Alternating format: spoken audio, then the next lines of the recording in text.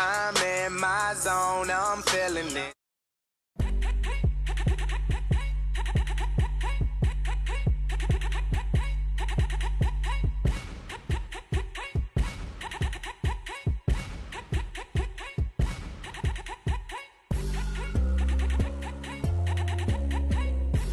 Live from Rock Solid Studios in Granite Falls, it's time for MinneZona Sports, live with DJ Matty C. and Paul the Shield Vold.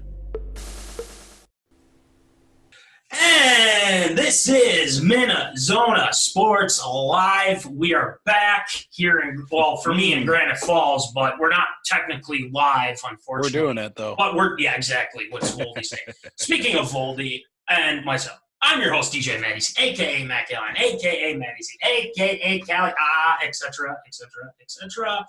And from all the way from Woods and Shore Studios in Aiken, Minnesota, Paul Vault, Shield. What's going on, Shield? It is another beautiful Wednesday. It feels like fall here in the Northland. It is crazy how quickly we've gone into August. Now it's September. I don't want to keep saying it, but it is September now. And even on August 31st, it was only like 60-plus degrees, which was weird because usually at this point of the year, we're sweating to death. And that's true. That's not the case. So that's true. And, we don't want to be sweating to death, and that's kind of the big thing.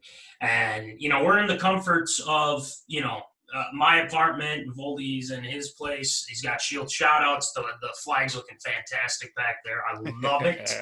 And by the way, Voldy, we got a lot to get through because there's been a lot that's been happening. Some good, some bad, but we're going to get to it because it's time for some Tater Tot hot take.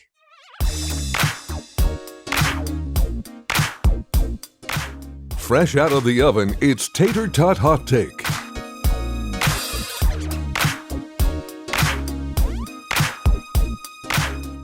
All right, Voldy, we have a lot of Tater Tot hot takes because honestly, there is so much to talk about here today because we're going to be talking about the Minnesota Vikings because there's been a lot happening with the Minnesota Vikings so far. And in the lower third here, Voldy, I have something called Yannick. Okay, so why are people saying, well, what the heck's – I was like, no, it's just Yannick Ngakoue is a Minnesota Viking now. That's huge. Who would have thunk? I mean, honestly, Voldy, who would have thunk that Yannick Ngakoue would be coming to Minnesota? And here's the thing. He took a pay cut to come here, okay? And he is going to be Yannick Ngakoue. I mean, this could be a lethal combination. Not to say that losing the sweepstakes on Everson Griffin, Voldy, it was tough. But at the same time, getting Yannick Ngakoue, hey, man, I mean, I'm a fan of it, and, it's something to behold. But, Voldy, what were your thoughts on the deal? Waking up Sunday morning to see that the deal had gone through was a great way to start the week right then and there. I think Ngakoue is a very complimentary piece. I think he's only going to thrive in the system with Zimmer, and he being that complimentary guy. Not only do you have to worry about Daniil Hunter on one side, now you got to worry about Ngakoue on the other. Of course, we'll try and figure it out in the middle with the D tackles. And the fact that he took a pay cut from Jacksonville instead of getting the franchise tender, well, he's getting a 1-year, $12 million deal. It's a bit of an audition, but I think if he is half the player that he was with, the god-awful Jacksonville Jaguars, I think he's going to be all right here in Minnesota. So, I mean, I'm more than thrilled to see this happen. Agreed. And when I saw the deal, I thought this was perfect because, again, this is a guy that is a young he's already gone to a Pro Bowl. I mean, that's how good this guy is. And, again, I was fine with Ifeadi Odenigbo for being our starter because I saw a lot of good things from Ifeadi. And for the Vikings to go out and get another pass rusher, I mean, it's just going to work out great. And, down the line, possibly Ifeadi probably won't be a Viking here in the near future with everything that's been going on, Right. getting Yannick, because they're looking to sign him long term, which is interesting to me. So, I mean, Yannick is a guy that is a speed rusher. He's young. Him and Daniil are pretty much almost the same age in a way. Yeah, But people were throwing this out too, because Daniil has missed some practice. And so people kind of assume, well, it's like, well, do they know that it's more worse than it is? No, I think it's precautionary. And the Vikings, I don't think Zim has said that he'd be ready week 1, but we'll see. Because Daniil, I think they're just taking precautionary measures, because this is the top guy on the defensive line. And then you have Yannick. Right. And then, unfortunately, Michael Pierce opted out of the 2020 season, which we all understand, definitely.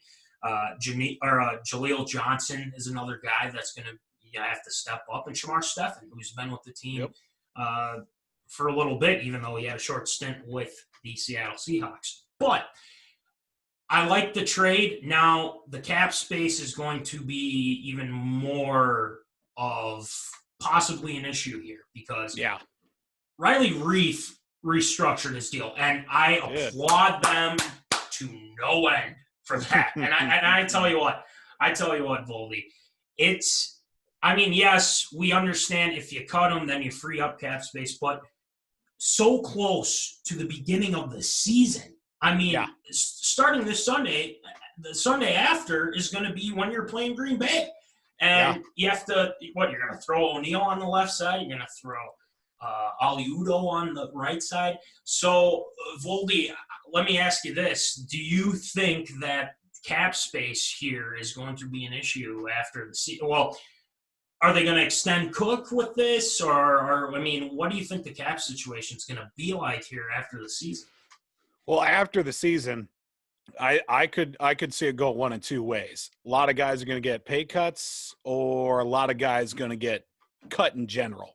Yeah. I think this could be a season where if results don't happen, I think Slick Rick is going to start cutting some tags and trimming off the fat, if you will, because obviously the main priority, I would certainly hope, is to extend Dalvin Cook. If he has, if he has the same season that he did last year, that's worthy of an extension. If he goes above and beyond what he did last season, sign that man by week 9.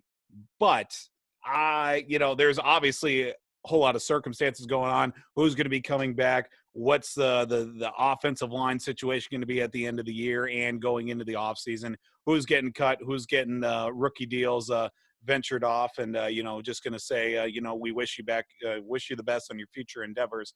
I wouldn't put it past Slick Rick to start letting a bunch of guys go at the end of the season. So, I could see a whole bunch of guys kind of run off, because this is I hate to say a make or break year, but I think after this season, a lot of the guys that are stalwarts on this team, they're on the backside of their primes. Sure. And I agree with you. And that's kind of the big thing is with this team right now is, what are you going to do with some of these older players now? Right. The question is how are they going to perform this season? I think we just got to focus on what's going to happen this season. And obviously that's kind of the focus of everyone else. But I feel like Dalvin Cook is willing to come in and be able to play. He's not holding out. And I've been seeing some things about, or some national media talking about how Dalvin Cook should hold out like Ezekiel Elliott. And honestly, I wholeheartedly disagree with that, because it wouldn't be good. Dalvin Cook is doing the right thing, and he's playing on like $5 million or something like that. Yes, I feel like Slick Rick's going to find a way. Rob Brzezinski's going to find a way. They want him here. They do, and he wants to be here. And I've talked about this before. I said this when we posted on the Instas. Let's keep him, because why not, right? But he wants to be here, so let's make sure that happens. But for the Yannick Ngakoue trade, Aaron Rodgers, Matthew Stafford, Nick Foles probably, and let's hope somehow Trubisky. they're going to be fearing for their life because, honestly, Yannick Ngakoue was one of the most underrated players on the Jacksonville Jaguars. When they were really good, when they had Ramsey, when they had Calais Campbell, when they had A.J. Abuye. I mean, this guy is going to thrive in a Zimmer defense. And that's going to help out. Not only is it going to help out the defensive line, it's going to help out the D-backs because they're going to be getting to the quarterback. Daniil. Exactly. And Yannick Ngakoue. So I think this is a great deal, and it was too good to pass up. I mean, shoot, they wanted Everson back, and I wanted Everson back. Voldy, you wanted Everson back. Definitely.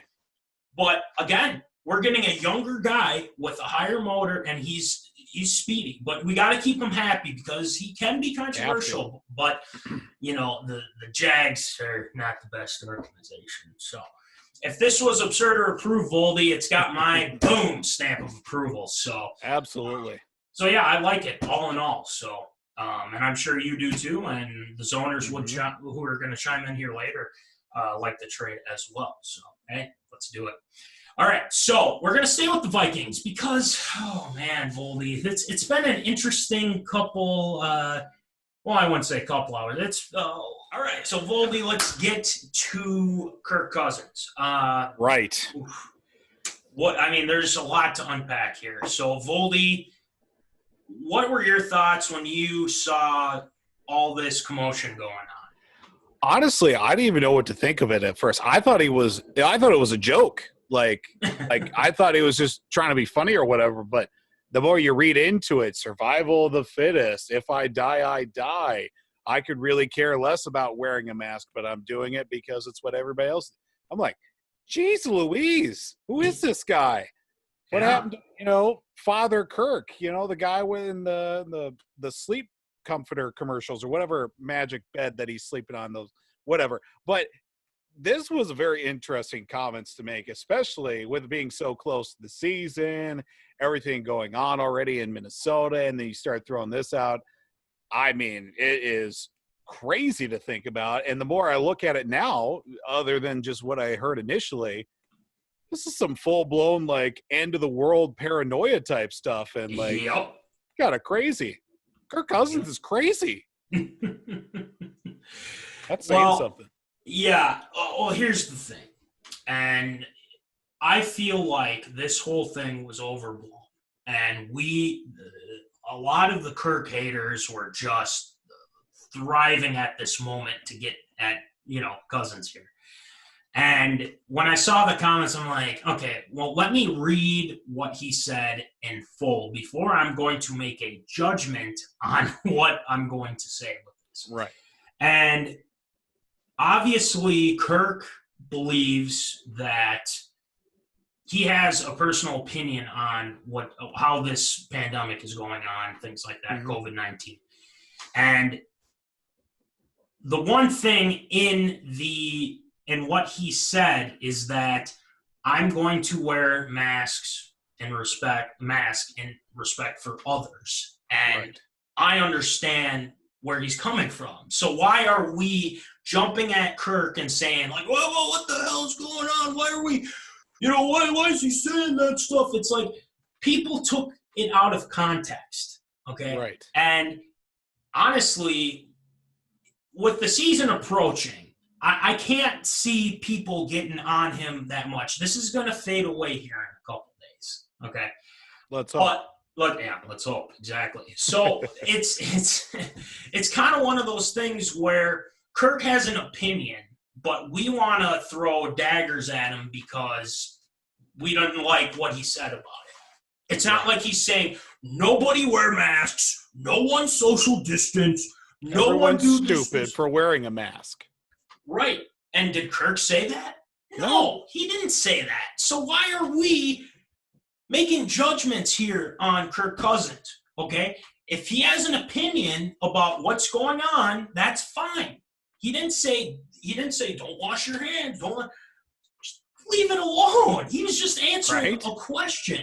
And when they asked about, well, are you worried about it? And he goes, I'm really not that worried about it. And the whole if I die, I die thing, I mean, it's a little much because I'm sure. Easy, Drago. Okay. Exactly. You know, we love Rocky, and I'm sure, you know, Double Trouble liked this reference too with Rocky. But I mean, again, this Kirk Cousins didn't mean it in a negative way. Right. He's just trying to keep things. I feel like he's trying to look at this and say, hey, I'm going to beat this. But the thing is, there's a lot of this national media is jumping in on this and didn't read the full headline, clearly, Ryan Clark. And I'm a fan of Ryan Clark, by the way. Me too. Again, he's like, he's soft. He's soft. It's like, okay, well, that's not what he was talking about. You didn't look into this fully, Ryan Clark. And I'm a fan of Ryan Clark, but he's wrong on this one. But Kirk Cousins, I feel like people are overblowing this, and we just need to – I'm going to take a page out of Aaron Rodgers' book, RELAX, relax. Okay. So, Voldy, again, I mean, after reading what he said, do you feel better about – how things are right now between, you know, Kirk Cousins, especially when he did a press conference and said, hey, look, it was kind of taken out of context a little bit here. So and the whole issued apology too, and of course that's the way things kind of are too. As soon as you say something, you got to be like, hey, I'm sorry for what I said. Sorry, I have an opinion. Sorry, this is offending people nowadays. It's ridiculous, the fact that he had to apologize, because we live in a world now where everything you say, you have to immediately say sorry for. Look, people have opinions. Obviously, in a situation like Kirk Cousins is, he's starting quarterback in the National Football League and trying to make a serious run with this team. Yes, everything you say is going to be scrutinized top to bottom, but at the end of the day, there's been a lot worse things said by a lot more famous people. And yes, it's been blown out of context. And I mean, it's just been completely insane to think about how one person can voice his opinion in a semi-serious situation and he's automatically named, you know, public enemy number one. Yeah. I don't get it. So yeah, exactly. So why is the media going after him like that? And again, because it's Kirk Cousins. Yeah, exactly. Can't win a game on Monday Night Football. Can't win the game in prime time. Can't win the playoff games. All of that garbage because it's Kirk Cousins. Yep. Everybody looks for a story. I mean, that's the thing. They need to find a story about this. But when you really look into it, what he said wasn't bad. It wasn't bad, okay? And when people see something like that, the first thing they think is, "Oh, he's against wearing masks. He's trying to say he wants people to die." Kirk Cousins wants people to die, huh? Is that it really? I mean, come on. We're all human here. That's something. Why would he be like, well, you know, this is a hoax and everything like that? He didn't say that. Okay, it was an opinion that he had, so let's just leave it at that, how I look at it. Right. Just leave it. That's kind of how I look at it. Voldy, I don't know if you had anything to add with that. But no, I've pretty much said everything I want to say with that. Yeah. Exactly. So, again, you know, just to kind of put a bow on this one here, Voldy, let's move on from this. Hopefully we're not talking about this a week from now when we have episode 31 here of MinneZona Sports Live. So anyway, on to, I mean, I guess it was bad at first, but last night it actually went pretty well for Tater Hot Take. The Minnesota Twins. Right. They were on a 6-game losing streak, Volby, and they have not had success in, you know, this important part of baseball. It's called pitching. Pitching. So why? I mean, what is going on with the Twins with that 6-game? I mean, yes, they won last night, but guess who was back in the lineup? Byron Buxton. I want to talk about that too. But Voldy, I think this is perfect to talk about because this is finally showing. You need to have elite pitching. So, Voldy, I think that's area number one that we got to cover, right? Yeah, obviously that is the area, and you know where they could have made some moves? The trade deadline. They could have picked up some elite pitching. What did they do? Sitting on their hands. Oh, look at them go. Oh, look at that. Hey, the Padres are looking good. They're making some moves. What are we going to do? Exactly.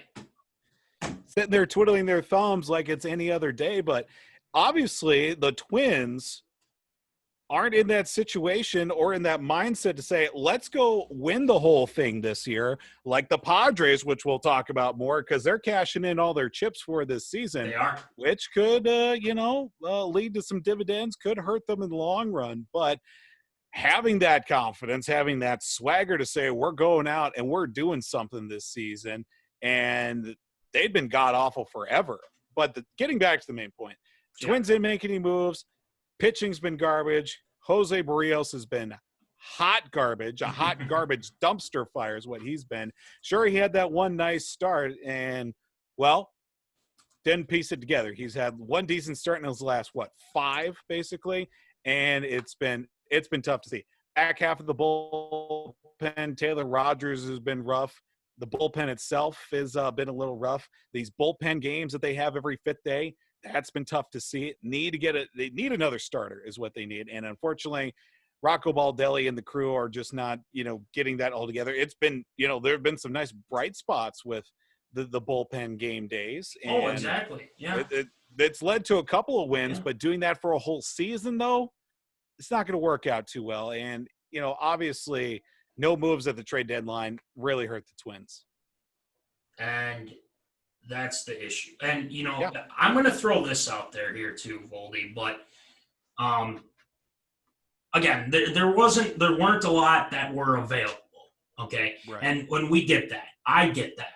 Okay. But here's the issue. It's the same thing every freaking year. Yeah. And it drives me crazy because, again, looks like Josh Donaldson's back here tonight in the lineup, which is good. Buxton's slowly coming back, but we've seen this before, right? Mm-hmm. But the question still remains. There is no lead guy. And Jose Barrios was supposed to be that guy. He is 2-3 right now. That's unacceptable. That is unacceptable. If he is supposed to be your ace, and Dobnak has pretty much been kind of somewhat carrying the load in a way, but he struggled. He struggled, too, in his last outing. Sergio Romo struggled a little bit. Taylor Rogers, and, again, Torpedo, I don't know why they even put him in, to be honest with you. I don't know anymore. It drives me nuts. And, yes, Max Kepler had a bad play on the ball, for one.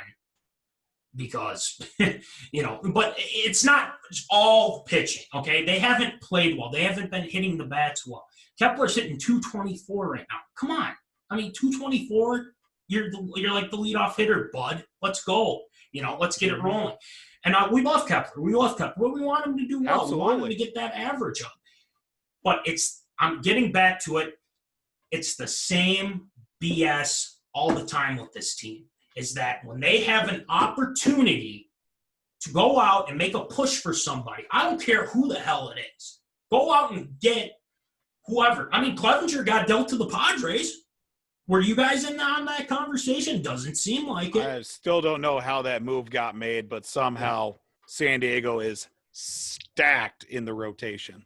More on that later, by the way. Yep. So that's kind of interesting to me, Voldy, is that every time that this happens, they sit, like you said, twiddle their thumbs, sit on their hands and do nothing.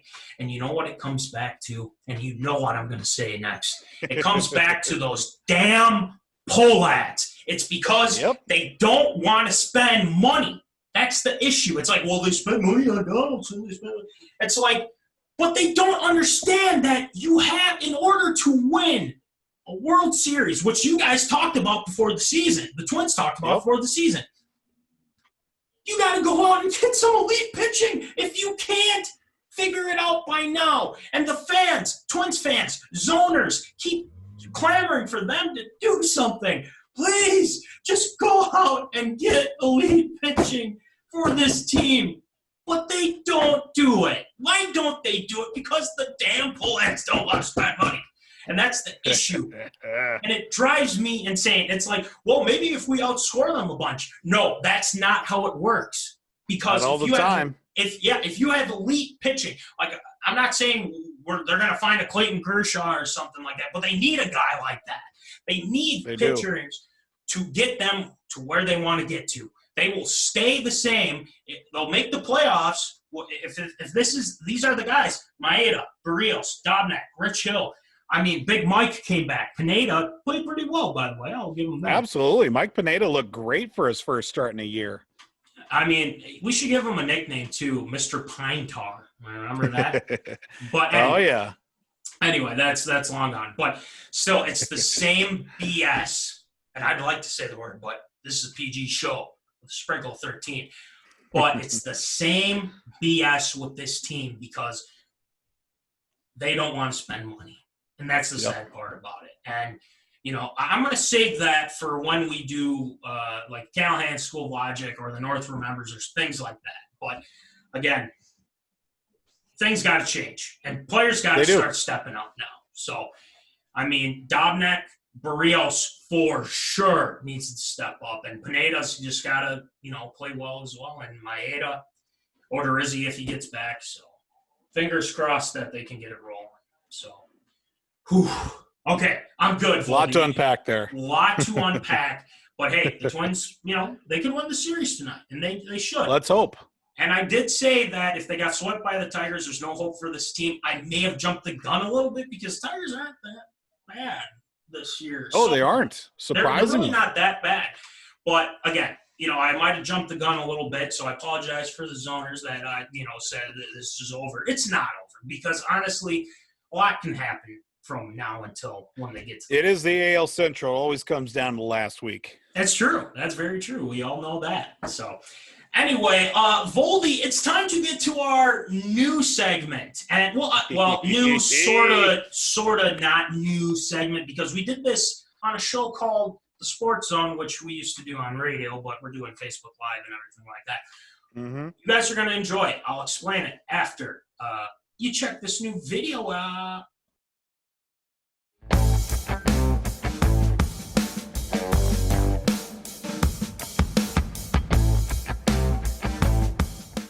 This is Table Topics, people. And Voldy and I used to do this segment on the Sports Zone, like I mentioned before here. And this segment is pretty much dedicated to Mama Callahan because she got this for me for Christmas, I believe. I can't remember. Or it was my birthday. I think it was one of the two. It was either Christmas or a birthday. Yeah, exactly. And this is a gem. I mean, this is a fun thing. And here's the thing, Voldy. Not only – it's just kind of random sports topics, okay? Right. But we can also make a game out of this. We could. And maybe, give out some Zona T-shirts if you play the game right. So we got to talk to Jimbo, maybe work something out once we do it live because I think this is better if we do it live. But, hey. Much better live, yeah. Much better live. But these are the table topics, okay? These are kind of the cards that we have. And I'll show you kind of the square thing we got here. So this is the table topics, if we can all see it. There's a bunch in here, so we have a lot to work with. I might have to upgrade it because it is getting a tad out of date, but it's fun to just kind of check out some of these topics. So the first topic I have for not only you, Voldy, but the zoners as well. What is your favorite jersey to wear, Voldy? Hit us. Well, this is awkward since I have a lot of them. But if there was one jersey that I would have to wear, or one of this is my favorite, boy, I would have to say, I'd probably have to say my Tracy Express jersey that I had for one summer. Playing for the Tracy Express right out of college, number 9, Vold right on the back of it. I mean, one of the few jerseys that I do own that actually has my name on it, and it's actually my jersey. So yeah. I got to wear it a few times. I was pretty happy that I got to wear it. And I was very fortunate to play with a bunch of guys that were pretty fun to hang out with. And, I had some pretty good memories from that one summer before I moved to South Dakota. Right, exactly. And, I asked the zoners too, what's your favorite jersey to wear? It could be a Vikings jersey. It could be any jersey you want. But again, there's so many good jerseys that I had. I used to have one of my favorites when I was a kid was a powder blue LaDainian Tomlinson jersey. I used to have that. That was fresh. I used to wear that a lot too. Oh yeah. Don't know what happened to it, but it was probably one of my favorite jerseys. And I was a big fan of LT back in the day. And, yeah, I'd probably say that one because I've had some good ones. Like, I was thinking maybe Favre just because, having the Favre jersey was kind of fun. Right.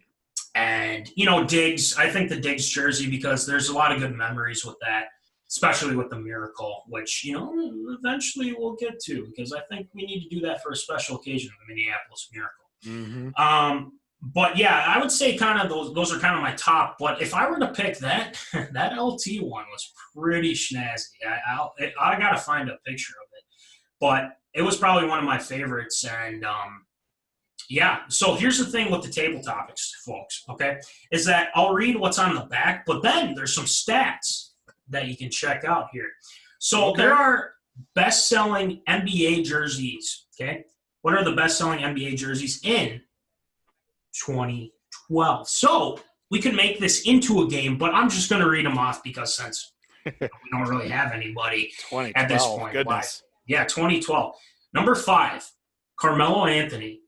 Knicks jersey now. That's with the Knicks. Prime Melo right there. Exactly. Number 7. And then number 4, or for the jersey here. Yeah, he was number 7 with the Knicks. He was number 7 with the Knicks. Yep, yeah. I got you. LeBron James, number 6 for the Heat. Yep. So that was a big jersey. Especially that was huge. And then here's number 3, Kobe Bryant. Okay. Number 24, Lakers. Obviously, he used to be 8, but he switched to 24. Rest in peace. Yeah, rest in peace, Kobe. And number 2, I don't think you're gonna guess this, but probably not. Oh, I probably could. Though. Oh, hit me. Let's see, 2012. That was a pretty big year. Jeremy Lin. Ding, ding, ding, ding, ding, ding, Yeah. Ding, ding, ding, ding. Yes, Linsanity. Linsanity. And he was going off at that, and people are just loving what was going on with Linsanity. Out of Harvard. You don't sleep on the Ivy League. Exactly. So he's been kind of hopping around, it's teams and things like that. But he won a chance. He was on the Raptors last year. He got himself a championship. He got a ring. But number 1, do you know what number 1 is, Wildy? 2012 NBA. Surprising you knew that, by the way. Just stab in the dark. It was a dark time for a lot of people. Linsanity was a whirlwind. He was. I'm just going to throw one out. Is it Kevin Durant?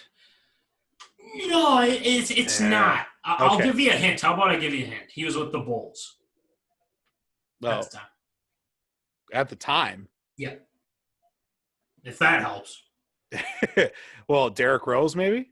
Ding, ding, ding, ding, ding, ding, ding, ding, ding, ding, ding. Derrick Rose. I was going to say Michael Jordan, but then you said at the times, like, okay, then it's got to be Derrick Rose. Yeah, there you go. So fresh off the MVP of the year. Yeah. So let's just go through the list again, just so the zoners know what we got here. So number 1 was Derrick Rose. Number 2, Jeremy Lin. Number 3, Kobe Bryant. Number 4, LeBron James. And number 5, Carmelo Anthony. The best-selling NBA jerseys in 2012. 2012. Wow. Yeah. Great year. It was a good year. It really was a good year. It was fun. But yeah, anyway, these are table topics. They're pretty fun. So, hey, we're on to our next one, Voldy. All right. So the next one I have here is this is a good one because, people believe in this type of thing. And I believe in it too because, shoot, I used to play this game a lot. If you were asked to be on the cover of Madden NFL, would you do it? Voldy, would you do it? Well, there is the classic stigma. If you're on the cover, you're never going to win a championship. And It's been pretty true for a long, long time, and there have been a lot of interesting covers for Madden. Hint, hint, Peyton Hillis, one year wonder. If I absolutely be on the cover of Madden, absolutely. I wouldn't even think twice about it. I mean, obviously, I'm not an NFL player, but if I'm going to be on the cover of a national, something that's going to be seen not only nationally, but internationally, I wouldn't even think twice about it. Yeah, it's an interesting prospect. And I think a lot of players get in their head that this is like almost legit because there's been some bad Ray Lewis, I think, had a really off year the next year when he was on the cover. And who was on the cover last year was one Patrick Mahomes. And it was. He did pretty well. He won the Super Bowl. I think that's. Did he break the Madden curse? Is the next question. Well, I think someone before him did, and I think it was Tom Brady maybe when he was on the cover. So TFB. Just saying. So, which is what now? Back to the question of would I be on there? If I were that, yeah, I would, because honestly, I think that would give me motivation to do well. But at the same time, too, in the back of your mind, you're like, well, people talk about the curse. But honestly, who wouldn't want to be on the cover of Madden? And heck, you probably get a free copy. You probably get all this free stuff. You get all the stuff with that. Why not? And then if I suck, then I suck. Fine, whatever. I'll work on it for the next season or something like that. Exactly.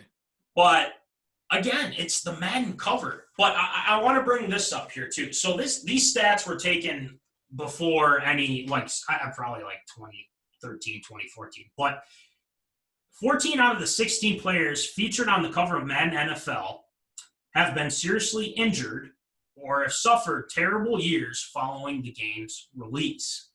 So, again, you can definitely make the argument. Right, but you can.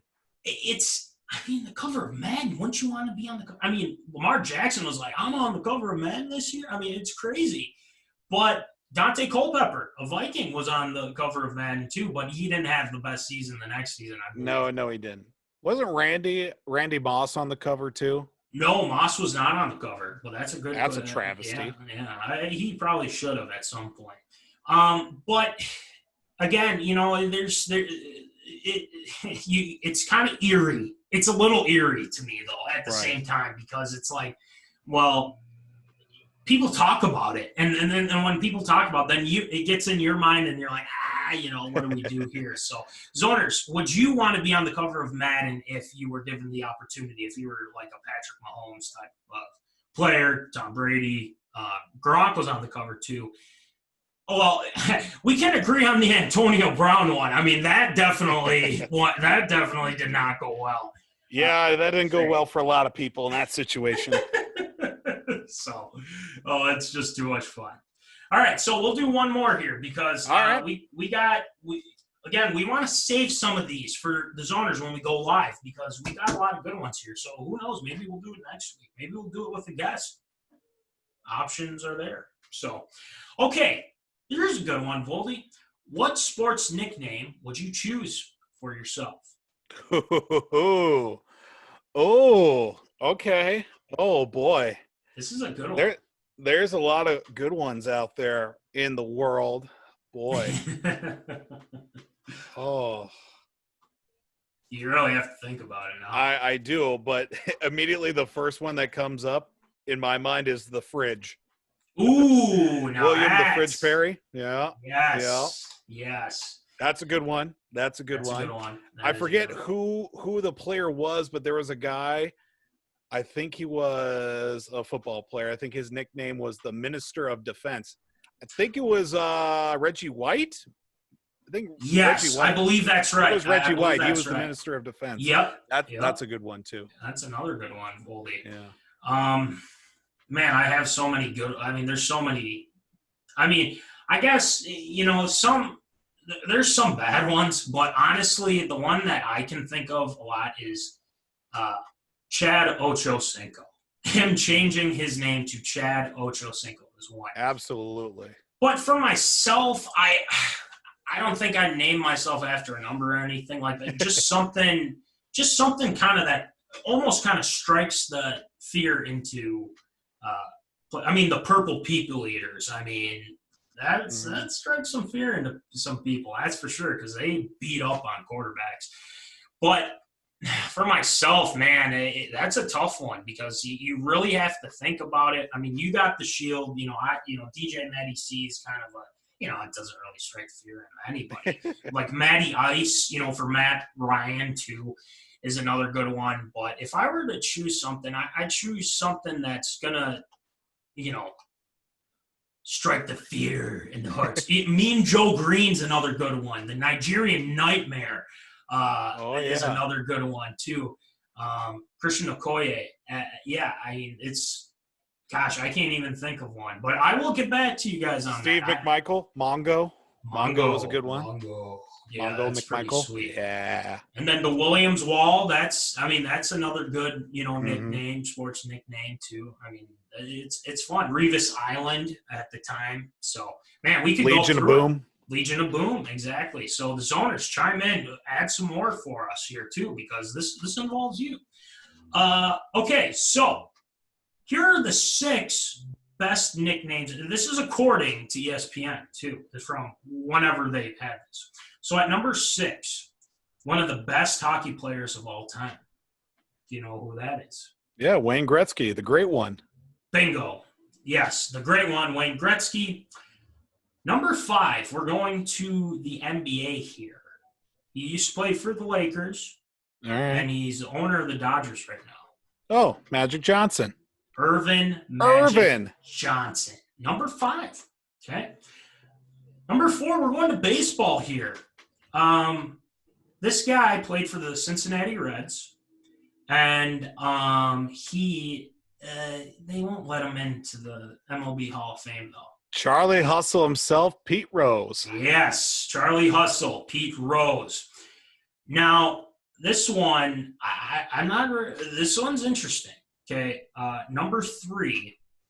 This I don't even know this person, to be honest with you. I'm not sure who it is, but Hands of Stone, Roberto Duran. You know that? Ah, yes, the boxer, Roberto Duran. Yeah. Oh, yeah, okay, yeah, that's right. No Moss.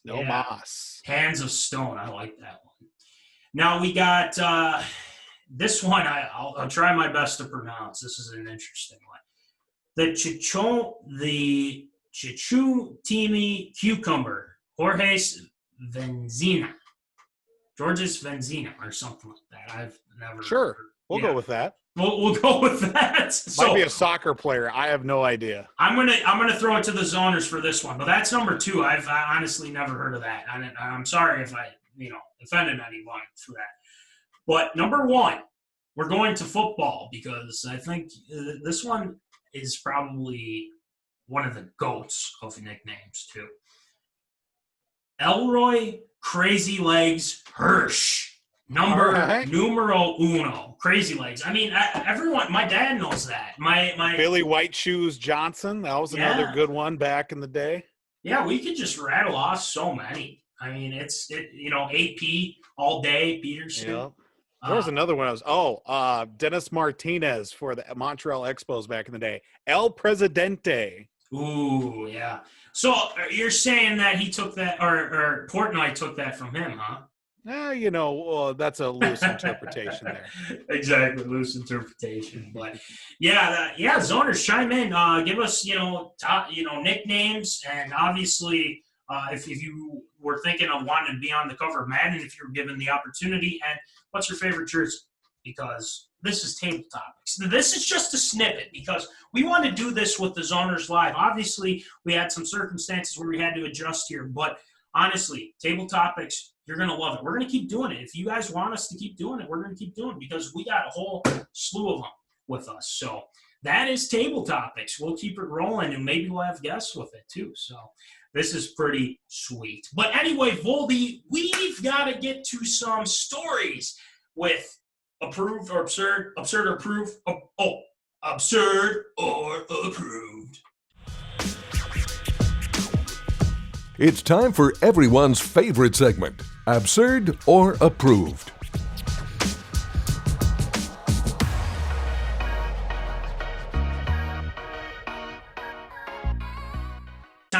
absurd or approved. We got a lot of good ones. Voldy scrounged up some pretty good stories this week. So, Voldy, why don't you rattle them off for us, please?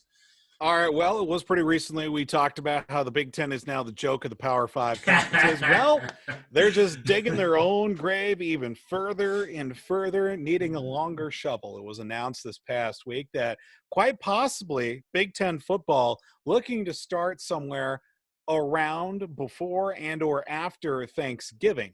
Now, this is all speculation right now, as Big Ten coaches reportedly met this past Friday to discuss the potential of playing a fall season, a la just like, the ACC and the SEC playing their, conference schedule, moving on from there. And, well, unfortunately, it's not their decision to make. Coaches can't make the decisions. Athletic directors can't decide to come back. But again, it falls into the presidents and the chancellors of those said universities to even fathom coming back to play a fall season, most likely all conference games, because that's just the way that it is. There's been a lot of talk about it. I know Scott Van Pelt had a really nice rant about it with his one big thing, and I was mostly on board with it. Personally, I'd like to see some of the rivalry games, but, taking the grand scheme of it, you already, dug your grave. You already called the fact that you're going to cancel the season. You can't backtrack what you just did and change a whole lot of minds. Absurd to approve the Big Ten considering a fall football season. Here's what I'm going to say. It's absurd because let me clarify. It's absurd because now they're backtracking on their statement before. Right. And honestly, they can't figure this out. And it is driving me nuts. Yep. Figure it out or don't play at all, okay? Because it's getting to the point where you guys are firm on your belief not to, do that. But then you're like, well, we might start on Thanksgiving. Oh, we might start earlier. Oh, we might not even do it. We might not even say. Stop with the speculation. Stop with the speculation. Just go out and figure out what you're going to do, okay? Apparently, from what I heard, is that President Trump and Kevin Warren talked about the season, okay? Of course they did. Yeah. Of course they did. Now, I don't know how much emphasis that has, but it hasn't done anything. There's been no progression on what's been going on with that so far. And that is what really gets me going, is the fact that they have to be forced to do this, to go out and play, to give fans to check, what they can do. And I get it. They're getting it from medical experts. I understand that. But why can't you admit when you're wrong, when you guys didn't have the opportunity to figure out a plan to actually have a damn season? I mean, again, this is the NCAA screwing everything up again because these presidents and chancellors, they're going back on their word, and then, they voted saying, oh, we'll postpone. Stop with the postponing BS, okay? Stop it. I mean, it's just getting to a point where they don't understand what they're even doing. And here's one thing. Just pick something. Okay, either pick something or don't have a season, because I don't want to hear about this. We're going to start in January and blah, blah, blah, and then, wait a couple months, and then we're starting the 2021 season. I mean, come on. It's absurd beyond belief that we have to keep doing this, but if they're going to have a season, make a frickin' decision. I mean, this is just getting out of hand. So, Voldy, what do you think? I mean, it's pretty much set in stone. You made your decision August 22nd. Now you have to live with it. Yep. You had your chance, and you blew it. Shut your pie hole. Let the kids go. Let them do what they want. If they want to play, they want to transfer, they want to go to the draft, let them go. For the guys that want to stick around, still have practice, that's awesome. I really hope it works out well. But the fact that obviously the decision to postpone the season obviously was in coordination with the Big Ten Conference itself and the, university presidents and chancellors. Yes, I feel like they should have a say. But should they have the ultimate say? I don't know. I feel like it should be taken to a vote. It should be a combination of coaches, athletic staff, athletic director, presidents, and, chancellors and all that. There should be a cohesive message. Obviously, coaches want to play. Coaches want to coach. Players want to play. But the chancellors and the presidents have to have the best mind of, obviously, their student athletes, their staff that's hired by the university that represents the university in multi-fashions other than just what's going on the field.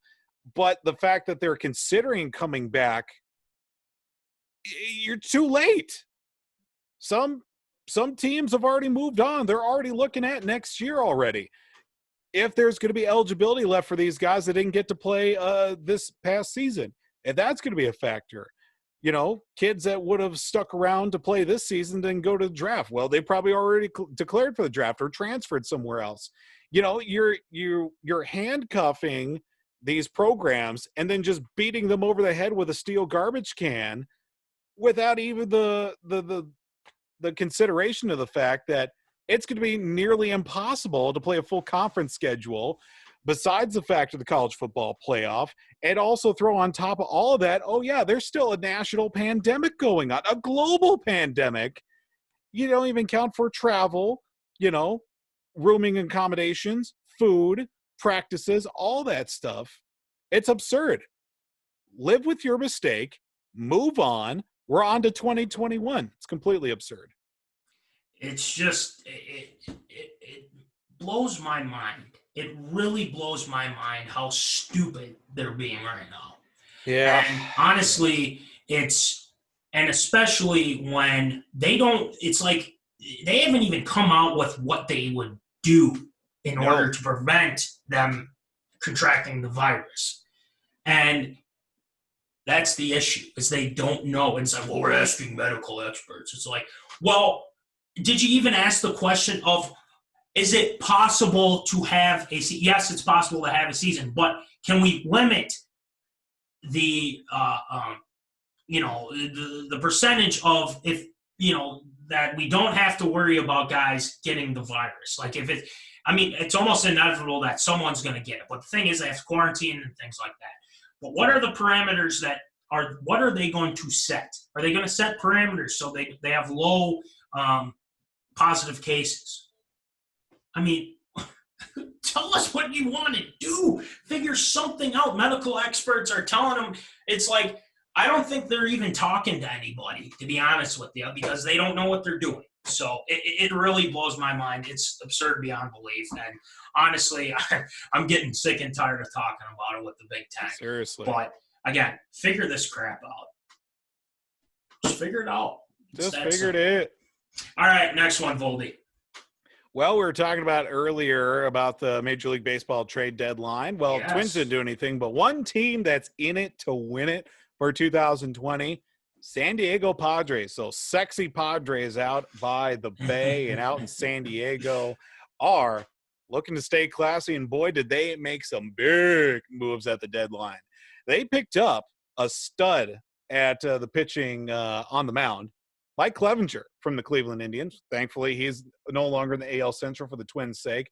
They also, picked up some other guys to help fill out the rest of the team. First baseman Mitch Moreland from the Boston Red Sox. Thanks to Mitch Moreland for the great years and a World Series in 2018 for a Red Sox fan. Catcher Austin Nola, who's going to be a pretty good prospect. Catcher Jason Castro, former Twin. And Trevor Rosenthal from the Kansas City Royals. Thank God he's no longer in the AL Central. All these moves to go along with guys that do include the likes of for their starting rotation, Chris Paddock and Dinelson Lamet. I mean, those guys are solid. Let's not forget about this rookie guy, Fernando Tatis Jr. Solid. Yeah, pretty decent. You also got guys to round out the rest of the lineup. You got Eric Hosmer, World Series champ. Will Myers, who's been out there for a few years, but he's still a pretty solid player overall. Basically building from the trade deadline, they got a pretty solid B team. If it was a varsity versus a JV, or they did some pretty competitive inter-squad games, those would be some great games. Absurd or approved that San Diego is in it to win it this year. Stamp of approval. And the reason why I give it this a stamp of approval is they're doing what the Twins aren't doing and actually making the team better. in order to get them in position to get to possibly a World Series. And Fernando Tatis Jr., I mean, what a guy. This rookie has been fantastic. And the thing is they're putting pieces around the team in order to get to where they want to go. They haven't made the playoffs since 2006, Foldy. That's something to say. I mean, they got to get back in the dance here in the NL.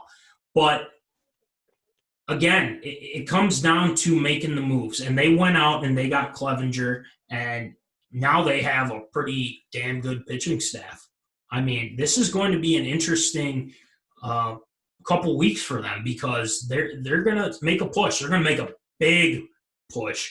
And this Padres team, San Diego really hasn't had much out of any teams, really. And now San Diego has a team that they can finally kind of say, hey, check this out, Fernando Tatis. Now they traded for some guys. This is great. They could make a run here. And again, I wish the Twins would take note. And that's the big thing that I wanted to bring up here too, is that they're making moves and they're doing it at the right time. And watch out for the Padres. So, Voldy, your thoughts? I think it's completely approved. It's got my stamp of approval. I mean, San Diego is looking to get after it this year. Obviously, last few years when they tried to make some big moves and it's not worked out too well, a lot of dead contracts and having to eat a lot of some dead money and losing a lot of prospects in the process. But now they've got some guys around them that can build off of. Mike Clevenger is a guy you can hang on for a few years. Fernando Tatis Jr., obviously he's going to be there for a good long while. And, they've got plenty of other guys to fill around them. You get a veteran catcher like Jason Castro. Austin Nola's on the younger side as well. He's going to develop in his play calling ability behind the plate. And, got a few guys around there. Mitch Moreland's a pretty solid bat. He'd be a nice fill-in at the DH spot because the universal DH for this season. I mean, Eric Hosmer at first base as well. All-Star, Gold Glover, World Series champ with Kansas City. And overall, I mean, this is going to be a fun team to watch here at for sure this season, hopefully next season too.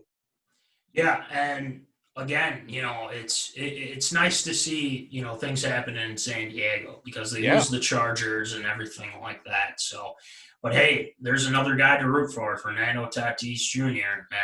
And hey, they're hitting home run with him right now. So, heck yeah, stamp of approval.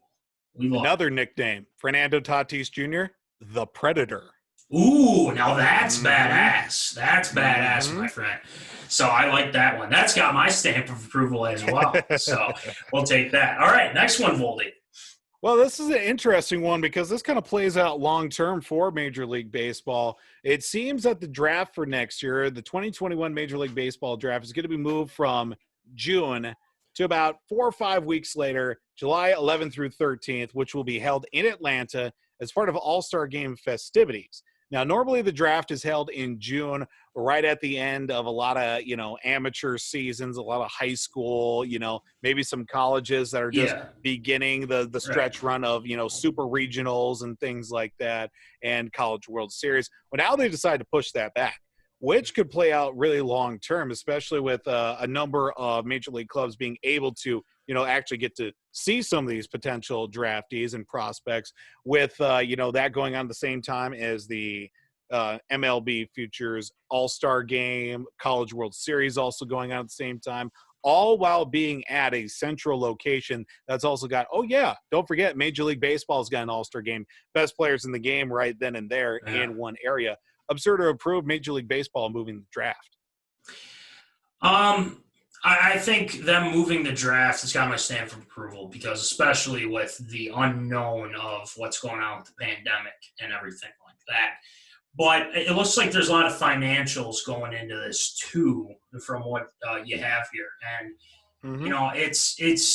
it's something that a lot of these teams are probably thankful for because, I mean, we don't know what this is going to be like, after. Well, hopefully there's a vaccine that comes out and everything like that. But I think they're preparing for if,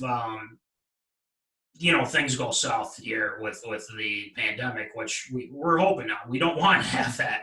And, having that be a part of the All-Star Game festivities is something that I think is good for fans too. I mean, it gives them another experience to check out, some players and things like that.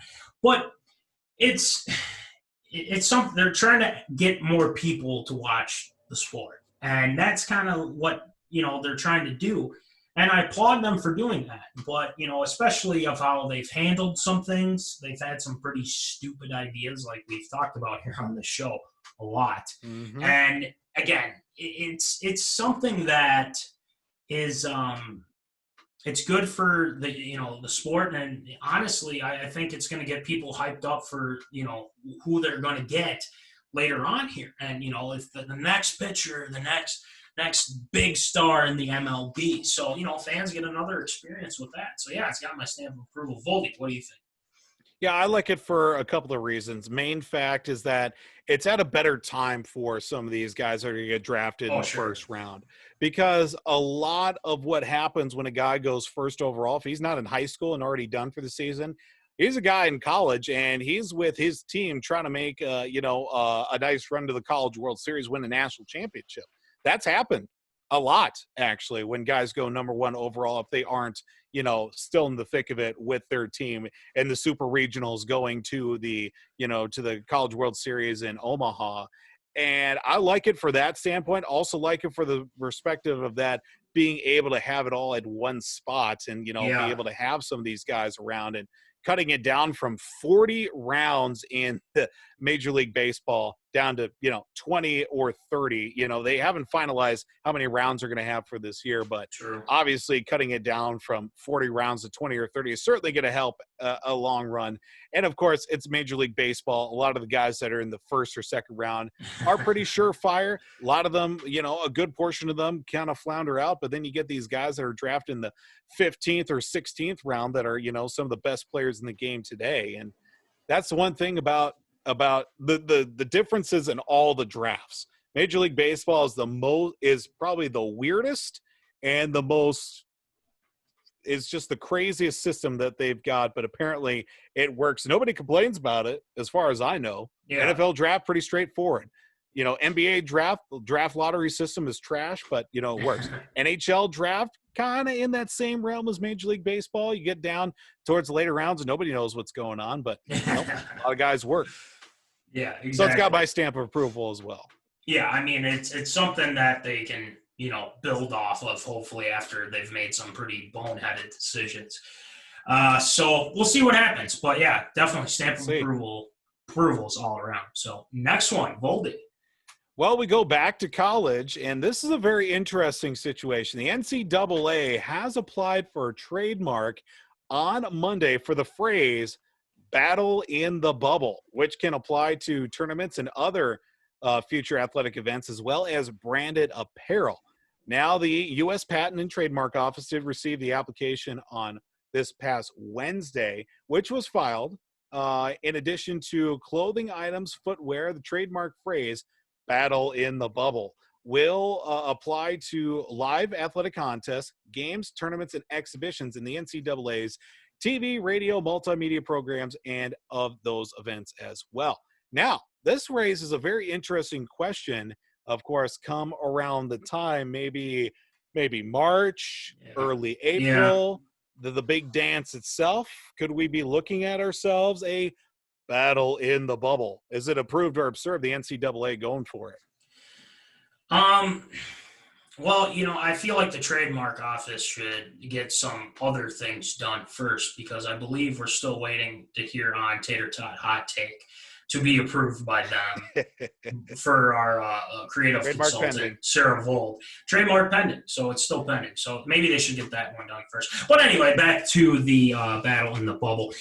Yeah, I give it my stamp of approval, because honestly, it's something that, fans can get excited for. But battle in the bubble just kind of seems, I mean, I guess I'd choose a different name, I guess. But, again, it's the NCAA trying to spice things up, get people to, check out what they got and everything. And if it sells and it does well, then sure. But, yeah, if the trademark's all good to go, then go for it. And honestly, we're ripping them, a lot lately. But at the same time, too, you can't blame them for trying to do something to make money, And again, it's got my stamp of approval. I just wish it would be kind of a better name, Battle in the Bubble. It just kind of seems like, okay.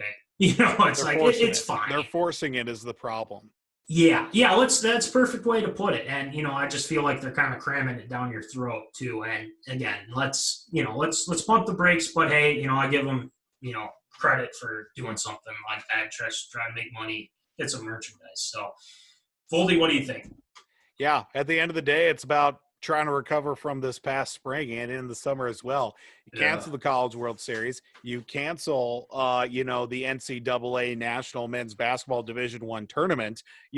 That's probably the biggest seller of the year is the tourney itself, the big dance and the Final Four, the Elite Eight, the Sweet 16, the round of 32, the whole tournament itself.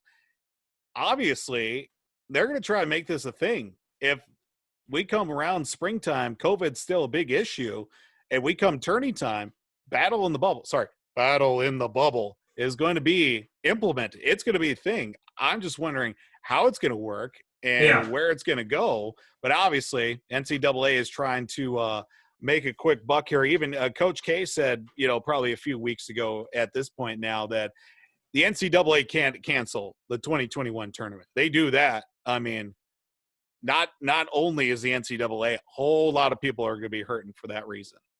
Well, just take note from the NBA is how I look at it. And I believe in the article they did. And it's doable. I mean, it's doable right now. They're almost done with their season. I mean, let's get this, stamp of approval and everything. NHL's been doing the thing, and they're already in the conference finals.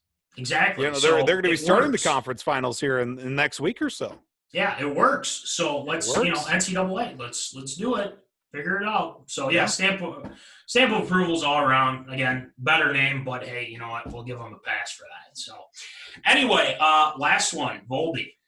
Well, one of the originals, one of the favorites, one of the top 10 famous gentlemen that it's been on our minds and off our lips since day number one.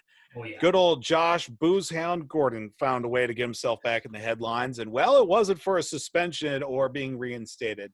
Wide receiver Josh Gordon, most notably, obviously he played with Seattle this past year, but before that was a member of the New England Patriots. His championship ring, Super Bowl 53, gifted by the New England Patriots, despite not playing in the Super Bowl. Sold the ring at auction, $138,000 at a sports auction. Played 12 games in 2018, but was suspended by the NFL in December. That was the reason why he missed the playoffs and the 13-3 win over the Rams in Super Bowl 53. Absurd or approved, Josh Gordon selling his Super Bowl ring. Well, I mean, technically, he didn't play in the game, per se. And I think, he kind of figured, well, maybe I can make some money off. And he did. I mean, to be honest, I mean, good for him that he made, money off it. But at the same time, too, it's like, man, if I had a Super Bowl ring, it wouldn't be leaving my sight forever, ever, a Super Bowl ring. You get one chance at it. I hold on. Even if I didn't, Carson Wentz, when he got, but again, it was due to injury, but he did have a great year. He did. But he's got a ring. So, I guess it's a little absurd to the fact that, it's a once in a lifetime thing. But again, I'm kind of in the middle on this because honestly, you give it away, you get some good money for it. But, I think Josh Gordon's got to figure out what he wants to do. And he's been wasting a lot of his years because of, again, it's probably an addiction. And we all know that addiction is tough to break. But gosh, how many chances has this guy had? How many chances has this guy had here in the NFL? So again, he needs to figure out what he wants to do. And, if him selling the Super Bowl ring, okay, fine. You made some money off it. Good for you. But if you want to, keep going in the NFL, it's time to figure out what you want to do. You're 29 years old right now, so maybe try and focus getting back on the Seahawks here. I mean, it's an interesting thing, but it's got my stamp of approval that you made some money off it. It's a little absurd that you would give up a Super Bowl ring, but hey, that's just me. Voldy, what do you think? Yeah, there's a lot of guys that, played a lot of years in the NFL. Some of the greatest players of all time never got a Super Bowl ring. Some players right now, some of the best players that are out there right now, probably not going to get a Super Bowl ring. And it's just sad to see a guy who has had 6 suspensions since 2013. So basically one every season that he has been in the NFL, that he's been suspended and reinstated. He played 12 games with Patriots. It's not like he was there for, 2 weeks a la Antonio Brown this year, caught a touchdown and, Splitsville. He contributed. I believe he caught Tom Brady's 600th career touchdown or the touchdown to pass Peyton Manning. Suck it, Peyton. But the fact that he sold it for scraps, basically, well, there's guys that are in nursing homes and guys that are fighting for their lives with CTE that would literally put on the pads right now in one game to even look at a Super Bowl ring, let alone have one in their possession. It's completely absurd that Josh Gordon – look, I liked Josh Gordon when he was on the Patriots. Sure. He contributed. He was a good fit. And, he could have had a lot better bright spots. Gets let go, gets picked up by Seattle, thought maybe that would help. But, and you hate to see it, especially a guy who's struggled so much with his addictions and his demons. You just can't figure out and put it all together the fact that he was at the beginning of his career in Cleveland. He was the next big thing. I mean, he was the sexy pick. He was going to be the one to help Cleveland get out. Gets in trouble, gets suspended, reinstated, suspended, reinstated, suspended, over and over and over. 3 teams later, he's now selling a Super Bowl ring. It's completely absurd, but, obviously we wish Josh Gordon the best in his future endeavors, and hopefully he can get himself figured out. And that's the big thing, is that, he's on the infamous list because he can't figure it out. And honestly, it's not like, again, with addiction, you can't just snap your fingers and it's gone. You can't, right, exactly. Because there's people that deal with that on a daily basis. And giving away the Super Bowl ring, I mean, yeah, like you said, there's people that would want to, a Super Bowl ring. I mean, for God's sake, that's amazing. But, I guess making money off it, I understand that part. But like you said, there's some guys that, didn't even get the chance to get a Super Bowl ring, So guys that are playing right now that probably won't get a Super Bowl ring. Exactly. I hate to say it, Larry Fitzgerald probably won't get a Super Bowl ring. Adrian Peterson probably won't get a Super Bowl ring. There's so many guys out there. Phillip Rivers probably won't get a Super Bowl ring. Right. And it's sad to see. A lot of great guys that have played a lot of great years, played for some, halfway decent teams, haven't been able to put it all together. And that's the thing, is that you can't put it, can't get there. And, I think Josh Gordon should have thought twice, though. But, oh well, he sold it, so whatever. All right, so I think that'll do it for A or A. Again, great job, Voldy, with the A or A stories. And we got to get to something. I think it's behind you, Voldy. It's some flag that says Shield Shoutouts. Yeah, that's coming up next here on MinneZona Sports Live. Shield Shoutouts.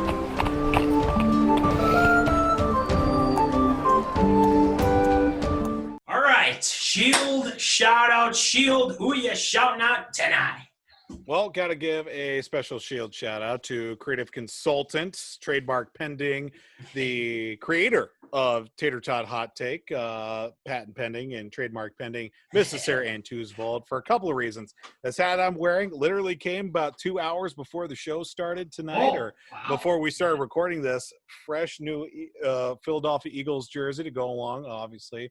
But my Carson Wentz, my Jeremy Maclin jerseys as well. So big Shield shout out to the missus, and also for this bad boy. Ooh, got myself a nice gator. Yeah, one of those little neck gator masks. Boba Fett. Big fans of Star Wars in the Vold household, and well, this will make a nice little addition. Be sure to mask up, Minnesota. Yeah, Just saying. hashtag mask up Minnesota. Voldy, I love the hat. I love the Yeah. jersey. My uncle Tom loves the Eagles, and my Aunt Dorothy. So hey, they love it. Love it. Like the jersey too. I Absolutely. mean, it's fresh. Yeah. Guys. Love it. Wentz is awesome. Yeah. Yeah. Stamp of brew. Absolutely. Next Got to one. get another Shield shout out as well. This one kind of piggybacking because Sarah actually found it for me at a local store downtown Aiken Saturday morning after going from the farmer's market. Stopped in at a local shop, found a book, The History of Minnesota North Stars, at just a random shop in Aiken, and posted a picture of it on the socials medias.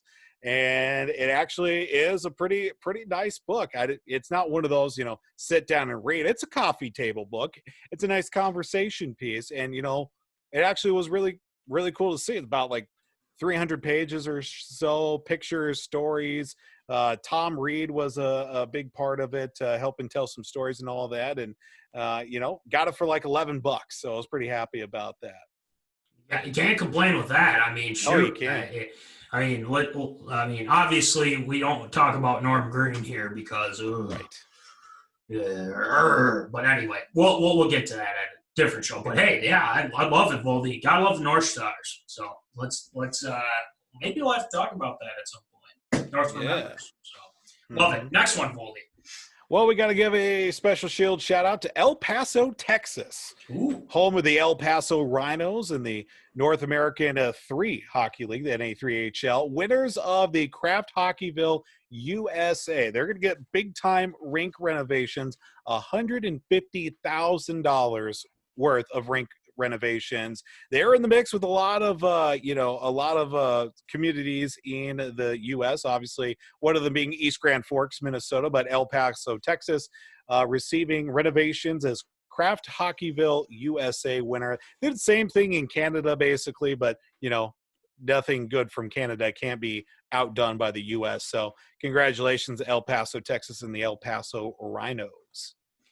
I have breaking news, Voldy. This is something you got to check out. But it's got my stamp of approval, by the way, El Paso. Leonard Fournette is going to the Tampa Bay Buccaneers. Let's go! So breaking news here. As I look on the socials medias, he is going to the Tampa Bay Buccaneers. That is a huge deal. That has happened. They have a 4-man backfield. It's going to be fantastic. They got Fournette. Ronald Jones II. They got, Shady McCoy there as well. Oh, it is going to be a nasty backfield. It's going to be pretty good. So Leonard Fournette is going to the Tampa Bay Buccaneers. I know one person that's very happy, and that is my brother-in-law, Nick Vandenplas. So, yeah. TFB, Leonard Fournette, Mike Evans, Chris Godwin, Gronk. That's a good team. That's a pretty good team. So, anyway, continue Shield shout-outs. Yes, we got to give a special Shield shout-out. Boston Red Sox top prospect Bobby Dahlbeck hitting his first career home run on Sunday against the Washington Nationals. Future looks bright for old Bobby Dahlbeck, especially after all the pieces that got traded away from Boston this year. They were selling at the deadline, and see what the future's got in store for Bobby Dahlbeck, him, Michael Chavis in the lineup. Obviously, all the young studs that they got. Alex Verdugo's looked pretty nice this year. Jackie Bradley Jr., Andrew Benintendi. Obviously they're moving on from Mookie Betts. Really nice to see a prospect come through. Hopefully they can stick around in Boston for a little while. Yeah, might as well, right? Absolutely. All right, next one. Well, unfortunately, this past week, I'm actually going to have to add one on here. Just saw one in the last 10 minutes or so, but we do have to say rest in peace to a couple of coaching legends this past week.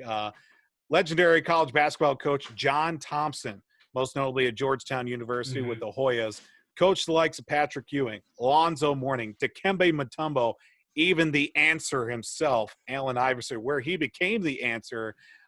Unfortunately, the passing of a coaching legend, that being John Thompson. To go along with that as well, another college coaching legend, North Dakota's own Lute Olson, passed away, this past week, and I believe early this past week. 3-sport star, Augsburg College in the Twin Cities, coached high school basketball and coached, as well in Minnesota and Southern California, born outside of Mayville, North Dakota, which has got a long lineage with my family. Famously won the 1997 NCAA men's basketball Division I title with the Arizona Wildcats. Coached the likes of Steve Kerr, Jason the Jet Terry, Channing Frye, Richard Jefferson, and the sneaky Jack dude, that being Mike Bibby as well. Unfortunately, the passing of a couple of coaching legends in Lute Olson and John Thompson also just received as well. Major League Baseball Hall of Fame pitcher Tom Seaver passed away due to complications from body dementia and COVID-19. Was a instrumental parts of the Miracle Mets back in 1969. So rest in peace as well to Tom Seaver and those two other gentlemen, Lute Olson and John Thompson, for passing this week. Man, it's been a tough week for some legends of their realm and of basketball and for baseball as well. It's just been a tough year in general. I mean, it's just, man. But yeah, rest in peace to those guys. And obviously, hopefully we can get out of this pandemic here soon and get a vaccine and make sure that we're not losing, people. It's been depressing is what it is, man. Yeah. You lose Kobe Bryant. In the country music world, Kenny Rogers, Joe Diffie. I mean, come on, man. And also too, Chadwick Boseman, who played Black. Chadwick Boseman, R.I.P. Black Panther, obviously played, Jackie Robinson in 42, and he was phenomenal. Played James Brown as well. Yeah. Thurgood Marshall. I mean, just a bunch of great roles. Yes, rest in peace to Chadwick Boseman. Man, it's been a tough go. It has. It really has. So, all right, next one, Volky. Well, we're going to try and lighten things up here towards the end of the show. Got to give a big shield shout out to the fellas, the SMSU Fantasy Football crew. Not intern guy, though, for the Zoom call on Monday for our draft. Hell of a time catching up with everybody and just shooting, just shooting the stuff with the fellas. Yep. We'll leave it like that. Kerf Doctor, a Rick, Metzler, Aaron Madsen, Will Glancy. You fellas are awesome. Hang out with and talk for a couple hours. It was all a good time. Made some pretty good picks. Good picks. Yeah, it's a pretty competitive league, so you gotta check out. I mean, it's gonna be interesting. We got a lot of good teams. So hey, SMSU crew, Fantasy Football League. We appreciate everyone who's in it. But next time, I was hoping we'd get more on the Zoom call. But hey, you know what? I offered it. Just saying. Next year, though, we're going to have ourselves a MinneZona Sports Live. Now that should be in development. We should definitely start talking about that because absolutely I'm in for that. Dedicate a whole show to the draft lottery. Hey, let's do it. I like the way you're thinking, Voldy. Let's do it. So, next one. Yeah, last one here for this week. Twins TV broadcaster Bert Blyleven. Past 25 seasons, you've heard him. You've heard him make his calls. If you haven't been circled, well, you'll probably be circled tonight. Last broadcast that Bert Blyleven will be doing after 25 years in the booth with Dick Bramer. Will be joining the Twins. So he's not going to go too far. He's going to be a special assistant for the Twins and, in the same kind of roles, capacities of the likes of, Justin Morneau, Michael Kadire, the likes of, LaTroy Hawkins, all those guys that are, involved and not involved at the same time with the Twins. But, Bert Blyleven going to be close to the chest, but 25 years in the booth. I mean, he's been doing it longer than we've been alive, Callahan. I mean, it's crazy to see. Well, I mean, honestly, that's when I was a kid, it was always Bert. And, Bert's definitely had some good takes. Bert's had some bad takes, but he's had some moments, we'll say. Yeah, he's definitely had some moments. But for being able to do it that long, especially with Dick Bramer, is something to behold. Circle Me Bert was the epitome of Twins fans that wanted to be circled on TV and things like that. And he did a great job. And he was a great pitcher, too, for the Twins. So let's not forget that. But, yeah, for him to just say, you know what, I'm going to, do something a little different. Stamp of approval for Bert Blyleven. And, I'm sure there's going to be a lot of circling here tonight. Well, let's hopefully get a Twins win here, too. Just because, absolutely. Bert is going to. I always, no matter how old I was, I always made sure that I brought my Circle Me Bert sign to a Twins game. I'm pretty sure I never got circled, but on 2 occasions I did get some recognition. One time, 4th of July game, sitting in the outfield, Tampa Bay Rays were in town. I'm wearing a big Uncle Sam hat, and I get recognized. I get put on TV. Dick Bramer, acknowledges who I am, and that was pretty cool. Senior year of high school, we go to a night game against Detroit. I got my Circle Me Bird sign, but we're all the way up in the family section behind home plate. Mm-hmm. We don't get on TV. We get on the Jumbotron. I got my Circle Me Bird, Circle Us class of 2012, Byron High School. We got on the Jumbotron. And that was pretty cool to see. So, obviously it wasn't Circle Me Bird, but it was pretty awesome to see. And, I'm definitely going to have to throw the game on here when we get done and, enjoy these last few innings of Bert. Definitely. And I'll probably have that on as well. But again, I got to get the zoners of the show. I mean, that's top priority, obviously. So we'll make sure we get it to our zoners. So is that it, Voldy? That'll do it for Shield Shoutouts this week. Awesome. Great job today, Voldy. We had to kind of work on a whim here. Kerf Doctor had some things he needed to take care of. But hopefully we'll be back next week and we'll get it rolling and make sure that we have it live. And who knows, maybe we'll do table topics again, folks. I mean, we want to do this live with you guys. Maybe we're giving away a shirt. I don't know. Maybe we'll have to see what happens with that. Speaking of the shirts, yes, MinneZona t-shirts, they're still available. We have a lot going on. And again, you buy a shirt, it helps us keep us giving you videos. And, Absolutely. having everything like that. And there's been a couple zoners that have definitely bought their shirts.